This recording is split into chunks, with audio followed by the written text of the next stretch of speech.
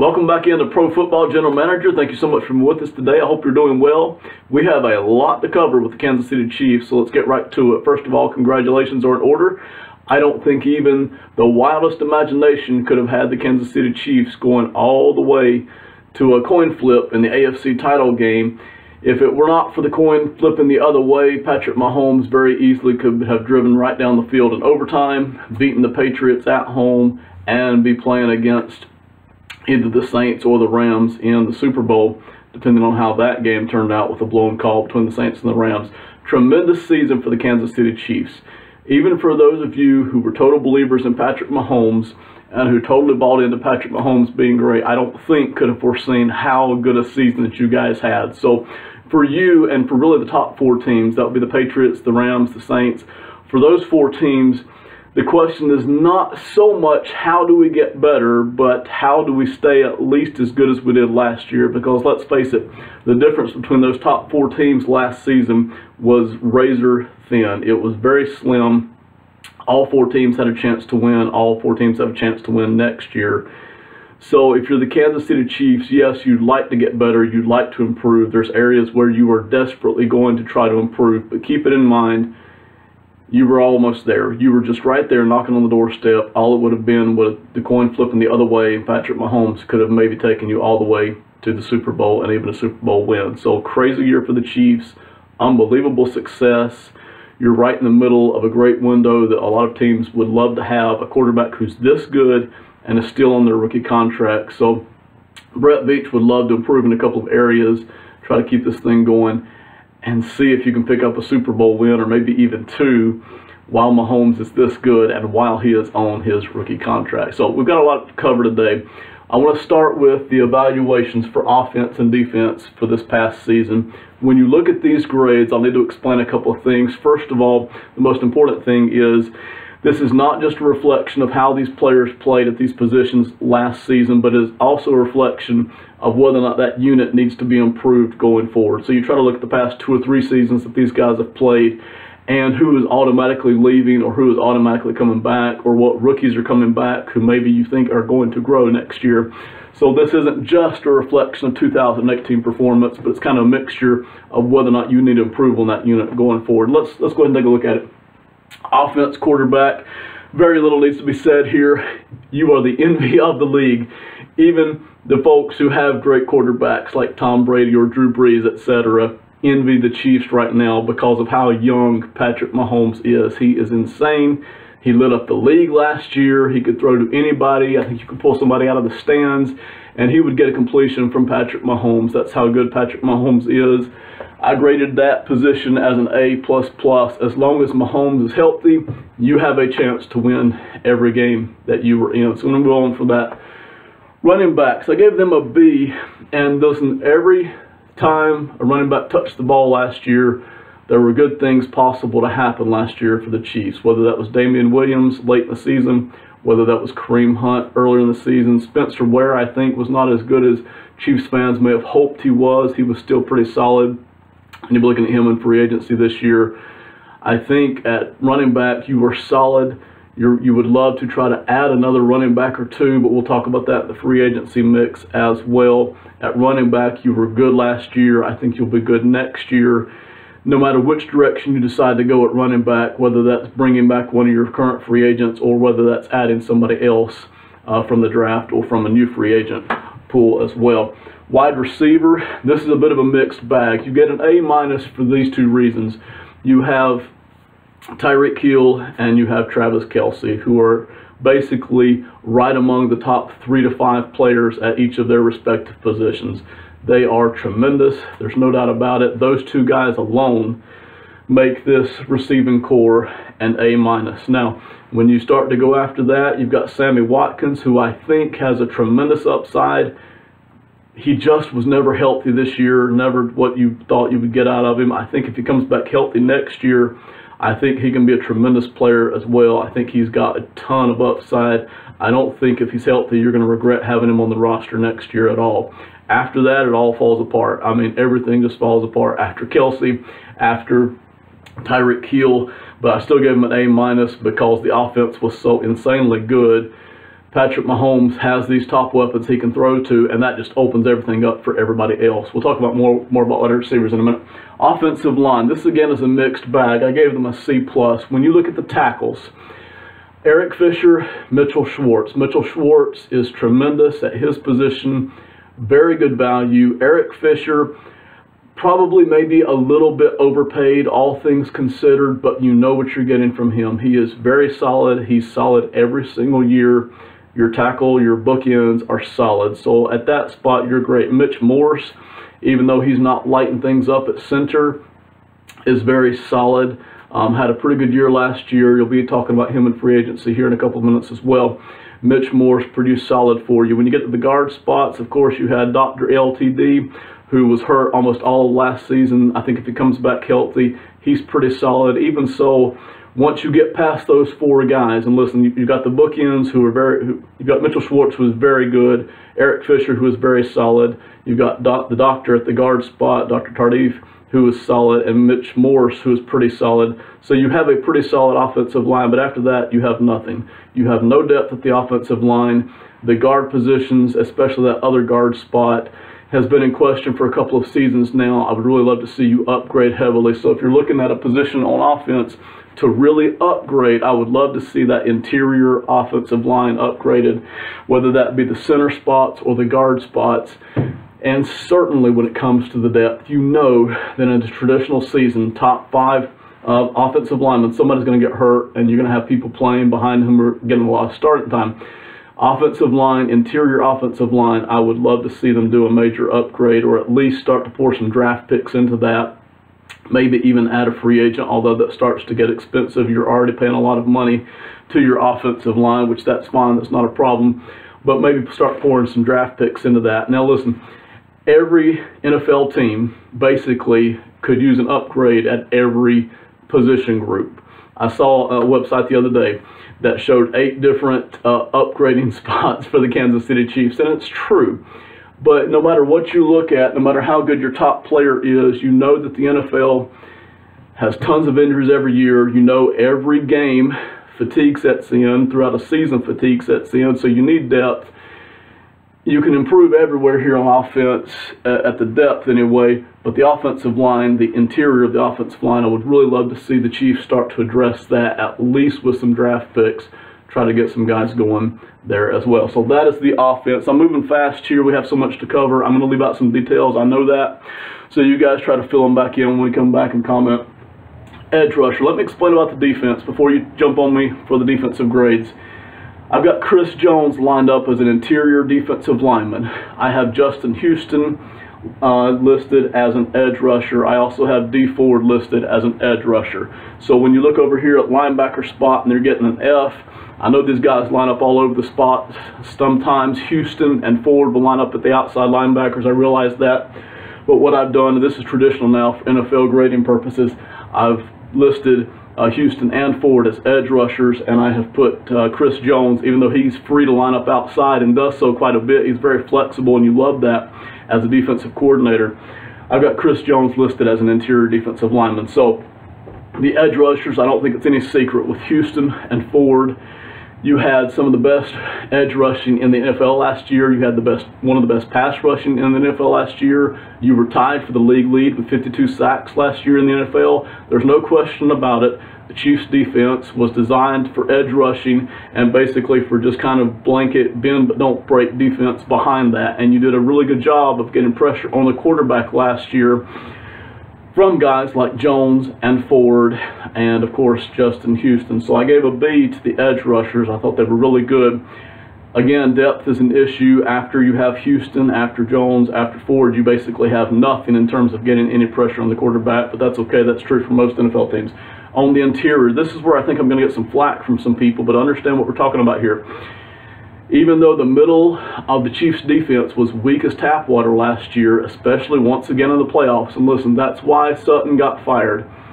Not only did you have 2 horrible defenses in 2017 and 2018, 2 of the worst defenses in all of football during those 2 seasons, but also you exited the playoffs both years partly because you could not stop the run. Basically, the run right up the middle is what you could not stop in both of those playoff losses, and those two reasons is why Sutton was let go. It's easy, unless you start to dig deeper, to criticize that interior defensive line, but if you have Chris Jones as one of your defensive tackles, and the other defensive tackle is either Derek Noddy or Xavier Williams, you have a solid interior defensive line. There's no question about it. You also have a solid third guy for the rotation, no matter who's starting between Noddy and Williams.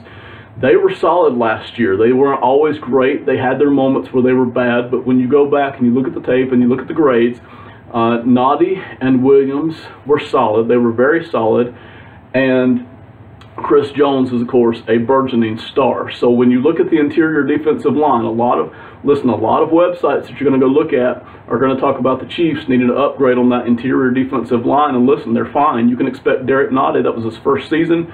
You can expect him to grow and develop and become even better, and he was not bad last year. Same thing for Xavier Williams. Even though he was not explosive, he did not turn heads, he was solid there on the interior defensive line. And of course, if you keep Chris Jones on the interior, you are fine at interior defensive line. I wouldn't be looking for any upgrades there, unless you just happen to find yourself in that position where you know you can upgrade as a free agent without paying too much money, or you know, draft-wise, this is just the best guy available, let's go ahead and take him. So you're not hurting if you try to add the interior defensive line, but it is not your biggest position of need. Your biggest spot of need on the entire team is linebacker. I gave them an F for last year and for going forward. It was a disaster. Everything that the Chiefs tried to do on defense in 2018 at the linebacker spot was a disaster. Whether it was Anthony Hitchens signing as a free agent for a considerable amount of money, you can see right down here, he's going to be making $9.5 million next year. It was an absolute disaster. Whether it was Breland Speaks lining up sometimes at the linebacker spot, no matter what happened there between the injuries and the people who actually got on the field, it was a total disaster. And that is where you were soft at, and that is where you need the biggest upgrades. And I would really love to see them go out and get another free agent. Now listen, you have to hope that some of the upgrades are already on the roster. You have to hope that what you saw from Anthony Hitchens last year, you're tied to this guy for the next couple of seasons. You have to hope that Bob Sutton's defense just wasn't a good fit for Anthony Hitchens, and that Steve Spagnuolo's defense is going to serve Anthony Hitchens a lot better. You've got to hope for that, because you have so much money tied in there. It's not a crazy contract, but it's a healthy cap number. You've got to hope that Anthony Hitchens can really find his way in Steve Spagnuolo's new defense and really step up. But I wouldn't pin all my hopes on that. I would really go out there and try to find some kind of a veteran free agent linebacker who can really step in, somebody who loves to hit. You don't need somebody necessarily who can rush the passer out of this linebacker spot. What you need is somebody who is determined to stop the run and who can occasionally cover tight ends and running backs out of the backfield, play some zone defense. That's what you need out of your linebacker spot. Spagnuolo knows that. They're going to be looking at that. Brett Veach knows that, no doubt to it. Linebacker is the spot where you really desperately need an upgrade, no matter what happens here with edge rusher and the interior defense. The secondary, I'm going to try to keep moving fast here. This is going to be a long video, so I appreciate you hanging in. Secondary, I gave them a C. Now listen, when we all looked at the cornerback spot, Brett Veach tried to tell us heading into 2018, he said, I'm comfortable with the guys we have. I think we're going to be fine. Myself and most of the media, the talking heads, were highly suspicious that the cornerbacks for the Chiefs were going to be a disaster, and they were not. When you looked at the cornerbacks for the Chiefs as a group, they were very solid. They were not spectacular. They were not amazing. They were not wonderful. They were solid. As a group, they were very solid. Could you afford an upgrade? Absolutely. But at cornerback, they were way, way better than most of us thought they were going to be, and Brett Veach tried to tell us that heading into 2018. Coming out of there, you know, you have a couple of guys at free agents. We'll look at that in a second. But even if you were to lose both of them, you still have a couple of guys who performed pretty well at cornerback. Now at safety, you need some help. Eric Berry, we're going to get to him again in a second. Eric Berry is on the roster. You have to hope he's healthy, just like you hope Anthony Hitchens comes back better than ever off of that terrible first season for you. You have to hope that Eric Berry comes back healthy and is able to produce for you and really lock down that safety position. Now, they're going to have to go out and upgrade the safety position for no other reason than that strong safety is really a huge, huge spot for Steve Spagnuolo's defenses. It really relies on a safety who can do a lot of different things, who can do all kinds of different things. It's a big ask there at safety.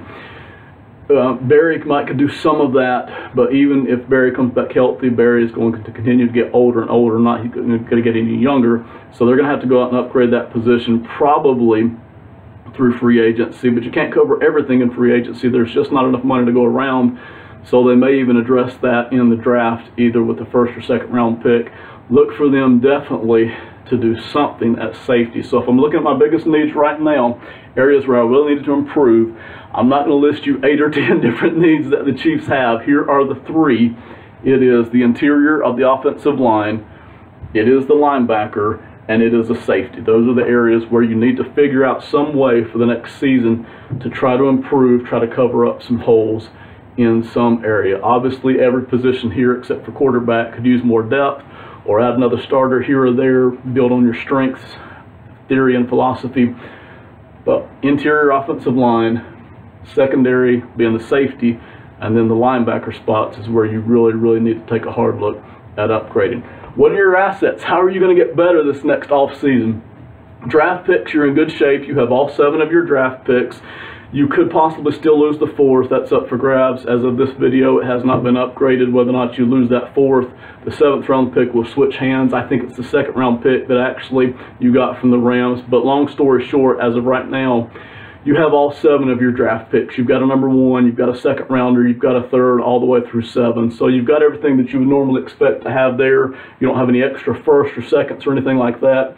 But still, Brett Veach has enough there draft-wise to play with, unlike last year. So you would really love to see him use that 1st and 2nd round pick to address some of these needs that they've got here. Cap space. They have $32 million. That's not a lot. It's more than a lot of teams have, though. And I've said this on earlier videos. For the NFL, if you are going into free agency, you don't need a lot of money. Even if you were to grab the top 5 free agents out there, it's not going to take you from being a bad team to being a Super Bowl contender. It can take you from being a bad team to being a playoff competitive team. Unlike in the NBA. In the NBA, you can go out and get the top 2 or 3 free agents, and if it's the right summer, the right year, you were instantly one of the best teams in the sport, if not one of the best teams in history. We've seen that happen a lot in the NBA. That's not true in the NFL. If you've got $30 to $40 million in the NFL, you were doing pretty good, especially if you've got a good team like the Chiefs. They already have a good team, even if they don't bring back any of their free agents, which we'll look at in a minute. Even if they don't bring any of them back, they've still got a tremendous team, and they can add to it through free agency and draft picks. So $32 million is a pretty good amount. Probably about 10 of that, 8 to 10 million of that is going to go to their draft picks in an average year. So that gives them about $20 million to either spend on their own free agents or out in free agency somewhere. So you're looking at maybe 2 quality starters for that $20 million, or you were looking at grabbing 3 or 4 or maybe even 5 really low-cost veterans to try to step in and plug some holes on your team. So that $32 million minus the 10 that you'll pay for your draft picks, you've got about $20 million there to play with. All right, so we've taken a look at how good we are. We've taken a look at what our needs are, and we've taken a look at what our assets are with the draft picks and the projected cap space. Now, let's talk about free agents for a second. Like all NFL teams, you're going to have about 20 free agents this year, 15 to 20. I don't remember the exact number. I'm not going to put them all on the board. Some of them are just so minimally cost-oriented that it comes down to a football decision whether or not you want them on their team. The money's not an issue. What I tried to do here was put down the top guys who were going to have the biggest cap numbers or leave the biggest hole. The 2 things to remember in free agency: if I'm going to let a guy go or if I'm going to keep him, these are the 2 biggest things to always think about. Number 1, how much is this guy going to cost me to keep? That's the big consideration. If he costs X amount of dollars, no matter how good he is, you probably just let him go. Aside from the quarterback position, at almost, not quite, almost every other position, once his market value gets past a certain point, and usually that's 10% of your cap, but for each player it's different. No matter how good the guy is, you just let him walk. A lot of these guys fall in below that, so then you get into the second question. Who do we have on the team to replace this guy? Do I already have a rookie who's showing some promise? Do I have a veteran who can kind of fill in and make the hole not too big? Or do I have a disaster waiting behind me after this free agent walk? So let's take a look at it, starting with center Mitch Morse. I already talked about this in the evaluation part. Center Mitch Morse, you don't have anybody ready to take his spot. Surely, of course, you can draft, you can go free agent. I would love to see them, if the money's not insane, and you never know who's going to start bidding on who from some of these NFL teams. If the money's not insane, if you think that Mitch Morse can be re-signed, if you think you can re-sign him for a fair amount of money, a decent value, then you try to do that. Now, what is that value? I'm not going to take the time to say here today. If you think you can get Mitch Morse back, you would love to have him back. He's been solid for you this season. You don't have anything behind him currently. You really need to find a way to get Mitch Morse back unless his agent is asking for a boatload of money. And listen, his agent, it will be no dummy. His agent will know that you don't have anybody behind him and you really need Mitch Morse back, and that if Mitch Morse hits the free agent market, he's going to hit a certain amount of money. So he's not going to be a dummy, but see if you can get Mitch Morse back. That would be a definite get. Let me stop on D Ford. This is really the big question of the offseason. I've got an X by his name. Myself, Brett Veach may be thinking along totally different lines. Every general manager in the NFL is going to have a different take on that. So is every fan. Feel free to give me yours or shut down mine. In my opinion, I would not sign D Ford. Here's what's going to happen. You have D Ford here, who's going to walk unless you sign him to a big money NFL contract. That big money could be as high as $15 or $16 million a year for 5 years. That is a ton of money. I would never sign D Ford to $15 or $16 million. What if you could get him for a discount? What if he gave you a discount and you could sign him for $11 or $12 million a year? I still wouldn't want him, and here's why. We saw what D Ford did last year. In season number 5, he was tremendous. He had a tremendous year. He had a career year rushing the passer. He had a tremendous, amazing contract season. It was wonderful. What you as Chief fans already know is that the 4 seasons before that, you got almost nothing out of him. He had one season where he did have quite a few sacks, but the rest of his game that year was not very much to look at. His first 4 seasons as a draft pick for the Chiefs have been a very large disappointment. D Ford's a good guy. He was a great pass rusher this year. He was a great fit for the defense. He wants to come back. He's already said that. He's even willing to accept the franchise tag for a season and move on. I wouldn't bring D Ford back with this one exception. You see that Justin Houston, and some of you are going to ask this, we'll take a look again at this in a second. Justin Houston, your other big defensive end, you can have either Houston or D Ford, but not both of them, and maybe you don't want either of them when it comes to the money side this year. Justin Houston is making $21 million this season. That's an insane cap number, even for a top edge rusher. Houston is not the edge rusher he used to be. He's backed off a little bit. He's still grading very good. He's an excellent edge rusher. He is not the elite edge rusher that he used to be. For $7 million of dead cap space, $7 million, you could let Justin Houston walk. You could trade him or cut him, either one. That would save you $14 million. If you wanted to, that $14 million could then be used on D Ford as a franchise tag. So you could either have D Ford under the franchise tag, I forget the exact number, $14, $15 million, something like that, or you can keep Justin Houston at $21 million. You are not going to be able to keep both of these guys. It's an either or. Some folks would even be in favor, and these are extreme capologists. These are extreme numbers guys.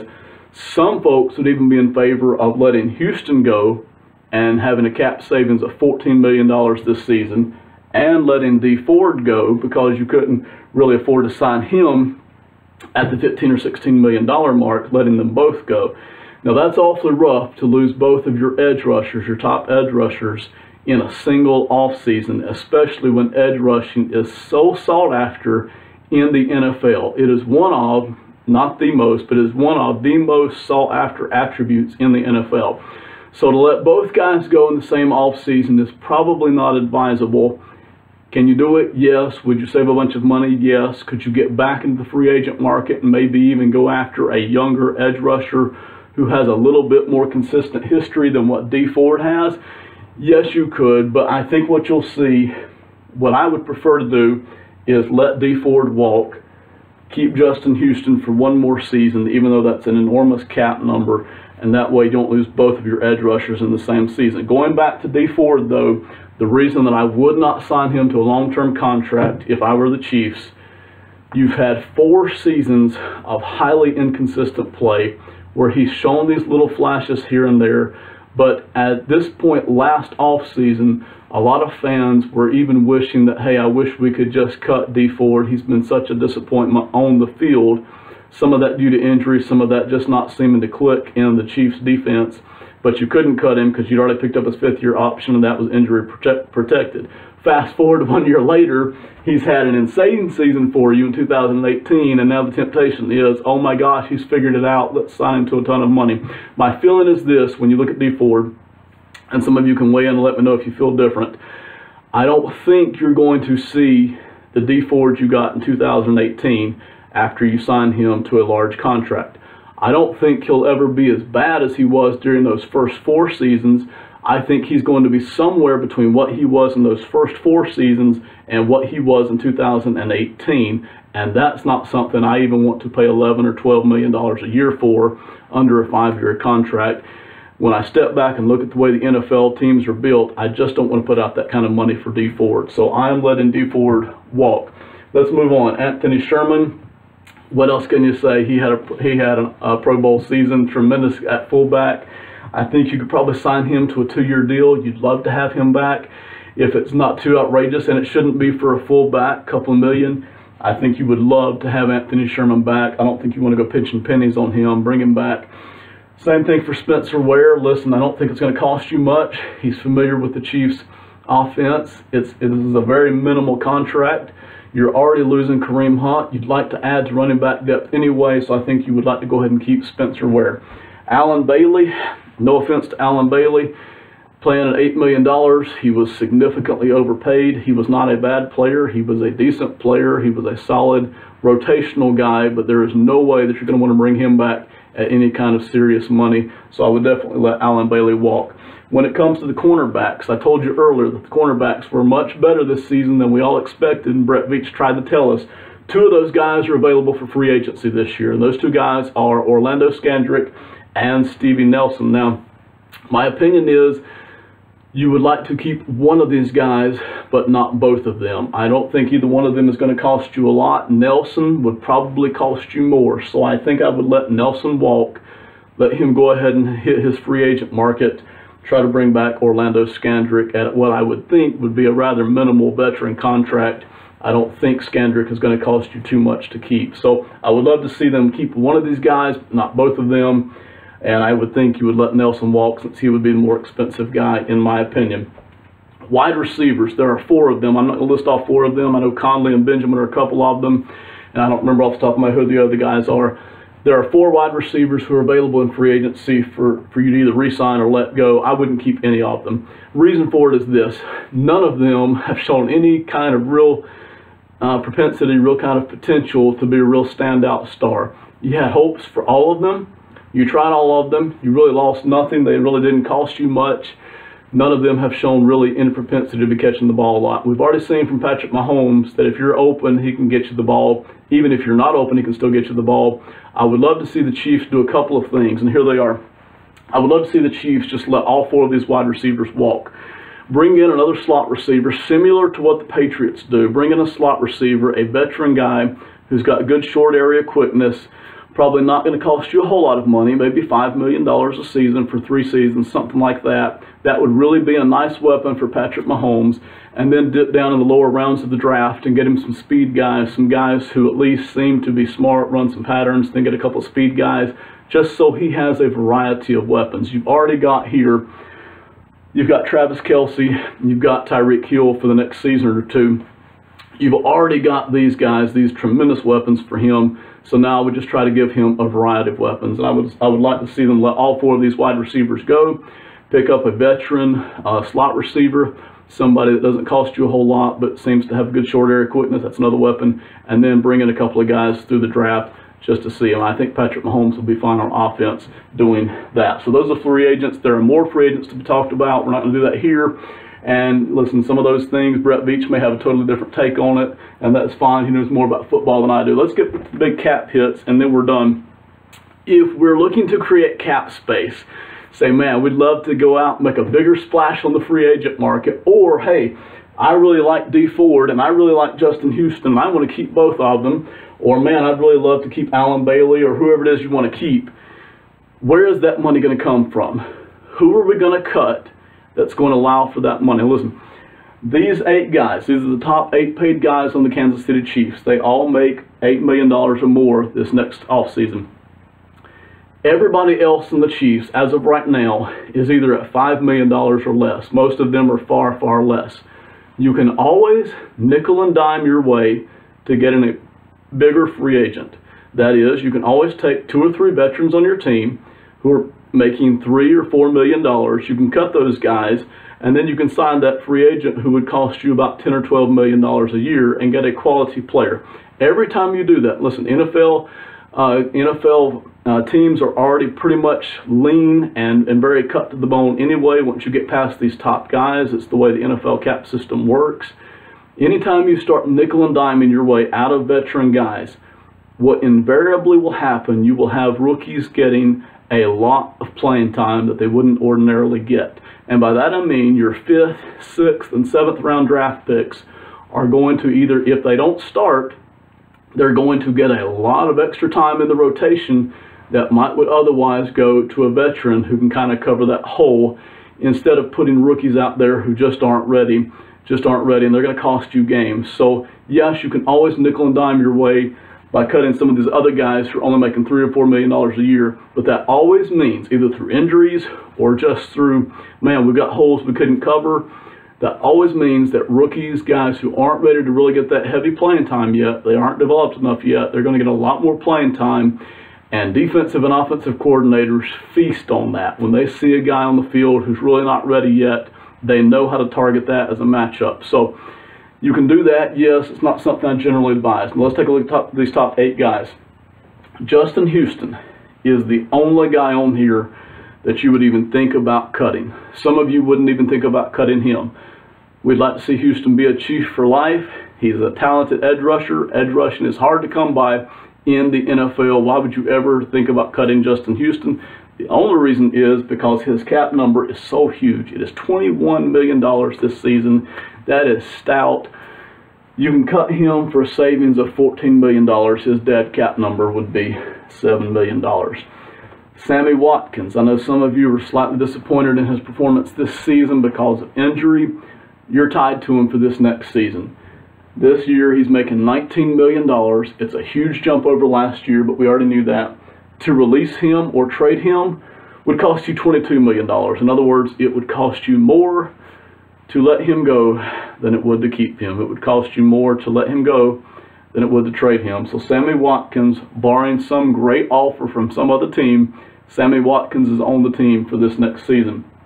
Eric Berry, this has been a point of contention for a lot of Chief fans. And listen, NFL fans are very sophisticated these days as opposed to what they were 15 years ago. NFL fans are very knowledgeable. You find a lot more reason here. Eric Berry is a name that keeps popping up among Chief fans that, hey, why don't we restructure him, or why don't we let him go? Here's why you don't let him go. His cap number is $16.5 million. His dead cap number is $15 million. You could save $1.5 million by letting him go, but you're not going to find anybody else to fill his spot for $1.5 million. Nobody is going to fill that spot. So you're better off keeping him. Even if you trade him, and that's a consideration, I don't think you're going to get much money, much trade value for him. I could be wrong. I do not claim to be totally all-knowing about the trade market, but my feeling is this: you're not going to get a first-round pick for him. You're not going to get a second-round pick for him. You're not going to get a third-round pick for him. I doubt that you could get a fourth-round pick for him, but I would not even want to trade him for a fourth-round pick because you are losing $15 million to do so. It's like you're getting $1.5 million back in cap space in a 4th round pick. I don't even think you can get a 4. I certainly wouldn't trade him for a 5, 6, or 7th round draft pick. So you have to hope you have Eric Berry for this next season, and he's a great guy. We all know what kind of a character guy he is and the kind of things he's fought back from. When he's healthy, he's a very good player. He's very much worth having. Since you're stuck with that cap number anyway, you just got to hope that he comes back, and he comes back healthy, and he comes back productive, and he's able to produce. That's all you can hope for with Eric Berry. There is really no letting him go. Eric Fisher. Some of you may or may not like Eric Fisher. He's solid at the tackle spot. He has a stout cap number, 13.7. Maybe a little slightly overpaid for a tackle of his value, but you're not going to let him go either. He's at $16.7 million to cut or trade him. So you got him. Travis Kelce, I'm not going to cover him. He's one of the best tight ends in football. He's worth every penny of his $10.7 million. That is not hindering you from winning in any way. There is no way that you could cut or trade him, not that you ever would. But even if for fun's sake you did cut or trade him, there is no way that you could get another tight end to fill his spot and cover anywhere near that amount of money. That amount of money, you couldn't even spread that out over a couple of other positions and make it worth getting rid of him for. So Travis Kelce, under no circumstances, of course, would you even think about letting him go. Next, Anthony Hitchens, $9.5 million. He had a terribly disappointing first season for the Chiefs, but you're stuck with him. You signed him to a 5-year deal. To let him go would be $17.7 million. Unlike Berry, who maybe next season you could cut and save a good bit of cap space, Anthony Hitchens, you'll not be able to cut him for the next 2 seasons or trade him and save anything on cap space. As a matter of fact, it would cost you twice as much to let him go right now as it would to keep him. Dr. Tardif making $8.3 million.